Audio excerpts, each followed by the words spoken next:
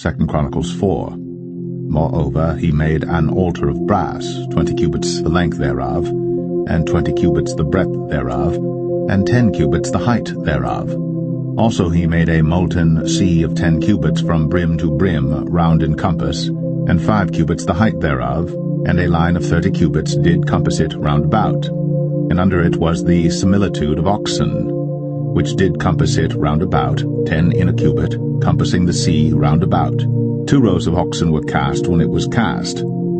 It stood upon 12 oxen, 3 looking toward the north, and 3 looking toward the west, and 3 looking toward the south, and 3 looking toward the east. And the sea was set above them, and all their hinder parts were inward, and the thickness of it was an handbreadth, and the brim of it like the work of the brim of a cup, with flowers of lilies, and it received and held 3,000 baths.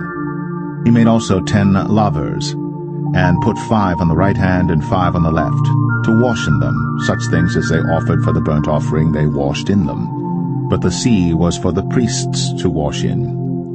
And he made 10 candlesticks of gold according to their form, and set them in the temple, 5 on the right hand and 5 on the left. He made also 10 tables, and placed them in the temple, 5 on the right side and 5 on the left. And he made 100 basins of gold. Furthermore he made the court of the priests, and the great court, and doors for the court, and overlaid the doors of them with brass. And he set the sea on the right side of the east end, over against the south.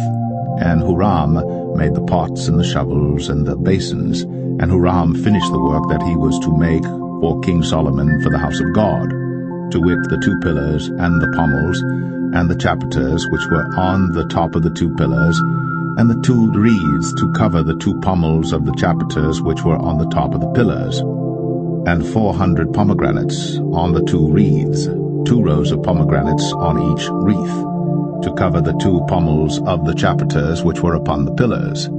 He made also bases, and lavers made he upon the bases, 1 sea and 12 oxen under it.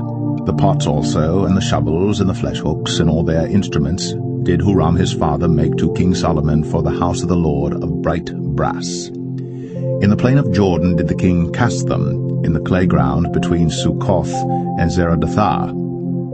Thus Solomon made all these vessels in great abundance, for the weight of the brass could not be found out. And Solomon made all the vessels that were for the house of God, the golden altar also, and the tables whereon the showbread was set. Moreover the candlesticks with their lamps, that they should burn after the manner before the oracle of pure gold, and the flowers, and the lamps, and the tongs, made he of gold, and that perfect gold, and the snuffers, and the basins, and the spoons, and the censers of pure gold, and the entry of the house, the inner doors thereof for the most holy place, and the doors of the house of the temple were of gold.